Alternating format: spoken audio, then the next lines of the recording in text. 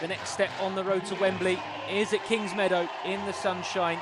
Chelsea looking to nudge towards a 6th FA Cup triumph. Crystal Palace, the next hurdle on that track.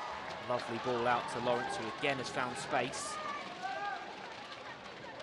And again drags it towards the byline. Stands up towards James. Oh, we'd have had the opener. And James arriving late at the far post.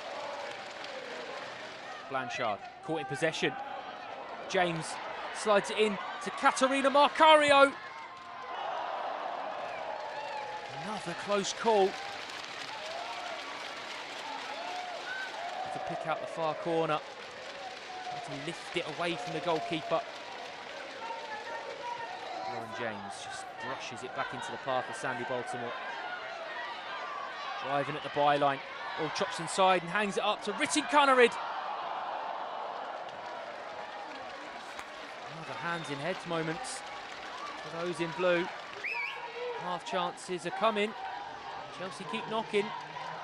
Here's Mayra Ramirez.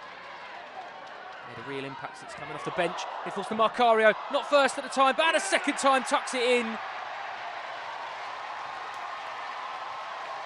Celebrations are short-lived. Flags up for offside.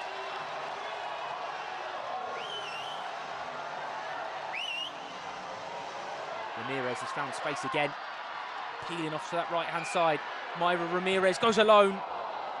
Another good stop from Yanez. And a good afternoon in goal is Shea Yanez for Crystal Palace.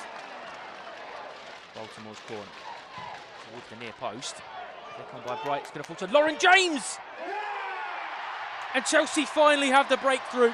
Couple of anxious little looks towards the flag. It's not coming this time. Chelsea's number 10. A third goal in a third consecutive start for the Blues. Lauren James back to her best, back on the score sheet. And Chelsea finally in front. James directing traffic, sending Baltimore on the run. And lays it into Baltimore's path, who squares it. Erin Cuthbert. She can't believe she's put it wide.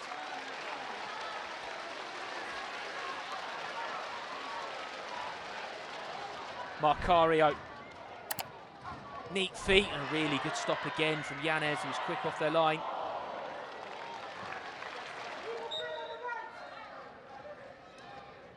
And that is full time. Chelsea march on. The hunt for a 6th FA Cup is very much still on. It's finished here at Kingsmeadow. Chelsea 1, Crystal Palace 0.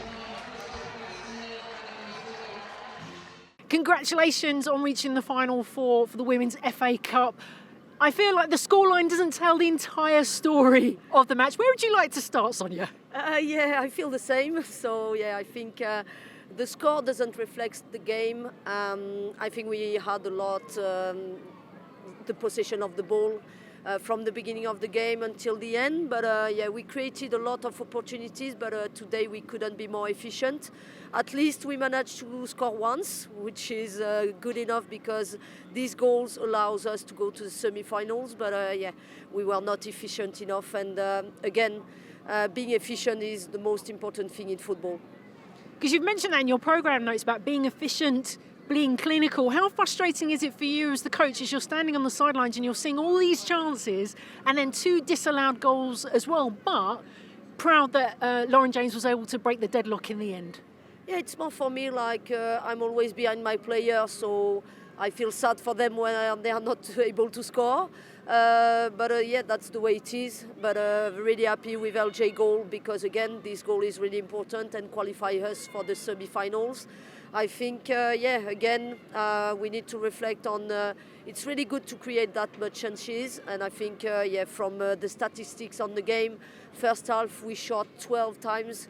On goals, but we only put 1 shot on target. So yeah, this is where we need to improve. So we'll put maybe some focus on that for the upcoming games. But again, like yeah, it's maybe the hardest part in football to be able to score goals. And also the atmosphere here today. I think this is probably one of the best atmospheres. I mean, we always have a good atmosphere at Kingsmeadow, but it was brilliant. Do you think that the team were able to feed off that energy as well to keep pushing? Yeah, for sure. We felt the support from the fans, and I think, being able to play again at Kingsmeadow makes a difference. I think this afternoon was a perfect afternoon for football and for the women's game, so we are so happy, and the result was great. So once again, I think the fans are happy, and they made us happy because we can share at the end the emotion with them. And also for you, finally, this will be your first semi-final in terms of a women's FA Cup. How special is it for you, and also for your captain, Millie Bright? She signed an extension to her contract as well. It's been a special week for the team. Yeah, for sure. And I think always good to go deeper in every competition. Semi-finals, this is not the aim goal. What we want is to go to Wembley. But we'll see the draw for the next round, and hopefully we'll be able to win again in semi-finals and be in the final. And really good to have Millie, who re-signed a contract. As I just said, she's been part of this club for so many years. She's part of the success of this club, and I'm so delighted to have her in my squad. She's a really great player, but also a great person. And as a manager, she will be one of I will remember in my career, for sure. Sonia Bompastor, congratulations and well done. Catarina, before we started recording, I said to you, I feel like we've got so much to talk about in that match because there was a lot that happened. But firstly and foremost, congratulations. Chelsea women are into the final four of the Women's FA Cup. What does it mean to you? What does it mean to the team?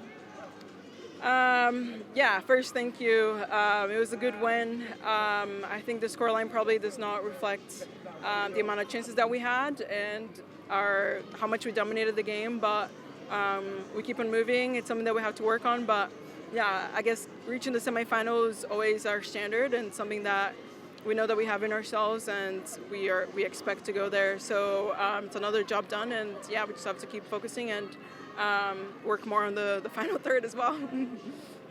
Let's talk about that final third. I'm glad you mentioned that because that's what I feel like we need to talk about, really. There was a host of chances that you mentioned. You were involved in two of them in terms of disallowed goals. How do you deal with that frustration and keep going knowing that the team still needed the win? I mean, it's always frustrating to get a goal disallowed, but at the end of the day, we have to take care of business in the round of play normally. So, unfortunately today, and fortunately, I guess, too, it was only 1-0, but I think we just have to take care of our chances earlier on and, just be ruthless in front of goal. The score at half-time was 0-0. What did the head coach, Sonia Bompastor, say to you guys for the second half? Just that we needed more intensity, we needed to play faster, otherwise we would make it easier for them to defend us, and that we just needed to be more clinical. And we were only able to get one goal, but I think second half was a lot better. I think we just have to work on that, to be honest. I hear that. I hear what you're saying. And of course, the winning goal came from Lauren James. A moment and I don't know if you were able to take in the crowd energy, how loud this place got when the deadlock was finally broken in the second half. I think they were expecting it. We definitely came closer earlier on in the game, and I think it's just, the crowd wants to see goals, the crowd wants to have some entertainment. So I think we played well, but we definitely need to focus on that final third and our finishing, especially with more decisive games coming up. And that was going to be my final question. More decisive games, a League Cup final to come, also the Women's UEFA Champions League. Have you ever known a March that is so busy, full of matches? I'd say usually March is pretty busy. At the end of the day, we want to be busy because it means that we're in everything else. But I wouldn't say that we have, or I personally have played a team 4 times in a row, so that will be busy and tiring in itself. But exciting times ahead. Catarina Macario, congratulations on a hard-fought win.